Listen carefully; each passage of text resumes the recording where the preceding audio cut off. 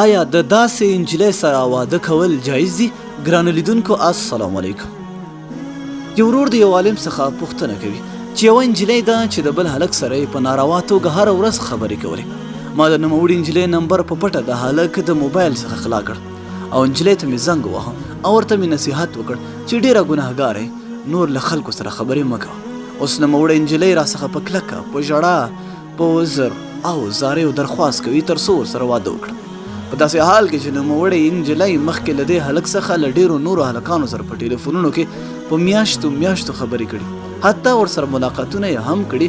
او ضروري خبره خو دا ده چې د نجلۍ پلار هم عملي یعنې چرسي او تریاکي سړی دی. دا چې زما زړه ډېر نری او دین دوسته دی، هر وخت د نوموړی ژړا او زاری مې ځوروي او خورا لوی تشویش یې راته پیدا کړی دی. او نجلۍ دا وایي چې زه په دې خاطر غواړم چې له تا سره واده وکړم چې ته ډېر سپېڅلی او دیندار یې. نو عالم ورته په ځواب کې ویل د دیندار نجلۍ سره واده کول غوره دي، لیکن هغه نجلۍ چې زنا یې نه وي کړې د هغه سره نکاح کول شرعي ممانعت نه لري. که ښځه دینداره وي نو دیندارۍ د ټولو صفاتو بنسټ او اساس بلل کېږي. هغه صفات چې په ذات دین په ښځه کې وي هغه داسې دي: اول، سالمه عقیده چې د اهل سنت او الجماعت موافق وي د ټولو ښو اعمالو بنسټ بلل کېږي.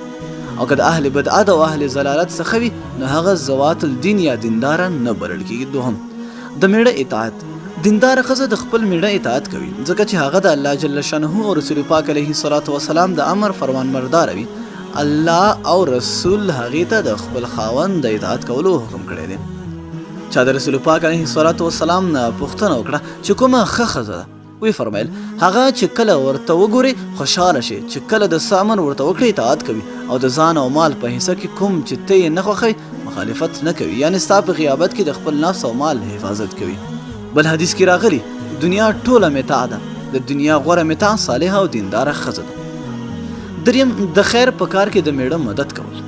دینداره ښځه د خپل خاوند د دین او ایمان مددګاره وي، هغه ته په اطاعت امر کوي او له بېدینۍ او محرماتو یې منع کوي. څلورم، دینداره ښځه نیکوکاره او صالحه وي.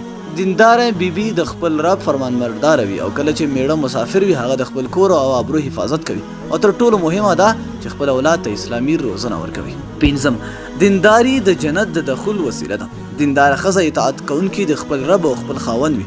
داسې ښځه په ډېر اکرام او عزت جنت ته داخلیږي.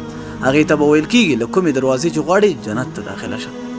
رسول پاک علیه الصلاة والسلام فرمایي کله چې کومه ښځه 5 وخته لمونځ وکړي، د رمضان روژه ونیسي، د آبرو حفاظت وکړي او د میړه اطاعت وکړي، هغې ته ویل کېږي له کومې دروازې چې غواړې جنت ته ننوځه. نو څرګنده شوه دوستانو چې د ښځې دینداري زیات اهمیت لري. دینداره ښځه د دنیا او آخرت د نیکبختۍ سبب ګرځي.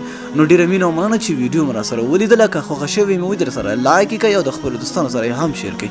تر بلې ویډیو د الله په امان.